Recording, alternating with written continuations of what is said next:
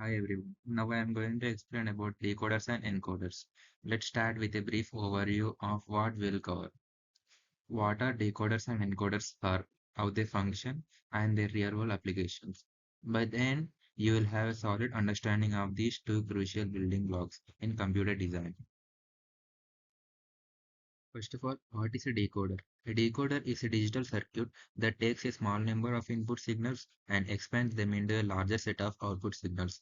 It's like taking a simple code and unblocking multiple possible outcomes from it. As a decoder work, imagine you have three input signals, binary ones and zeros, and you need to choose one of eight output lines. A 3 to 8 decoder does exactly that, activating one of those eight outputs based on the input code. This is especially important in systems like memory address decoding, where the decoder helps select the exact memory location where data should be read or written.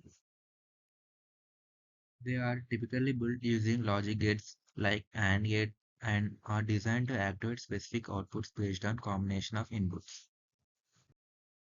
Next, let's talk about encoders. Encoder work the opposite way. Instead of expanding inputs, they reduce them. An encoder takes multiple input signals and converts them into a smaller number of binary output signals. How does an encoder work? For example, an 8 into 3 encoder will take 8 input lines and condense them into a 3-bit binary code, which represents the specific active input.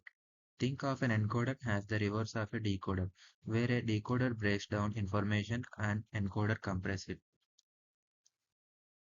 Encoders are commonly used in devices like computer keyboards, where pressing key generates a unique binary code that the computer can process. The conversion from input code to allows for easier storage, transmission, and data processing.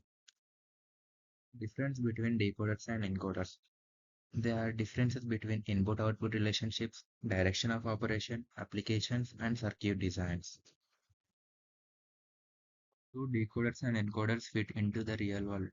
Decoders are widely used in memory addresses decoding, where they help locate specific memory locations in computer storage. You'll also find them in display drives, where they control the pixels on your screen by decoding data to activate specific parts of the display. On the other hand, encoders are critical in input devices like keyboards or digital cameras, where they convert physical actions such as pressing a key into a binary code. They are also used in control systems, where they translate sensor inputs into signals that system can process and react to efficiently. Both of these circuits help in creating more efficient, manageable digital systems by simplifying how inputs and outputs are controlled. So, to wrap up, decoders and encoders are fundamental elements in computer design. They ensure that systems can handle multiple inputs and outputs efficiently, enabling complex data management.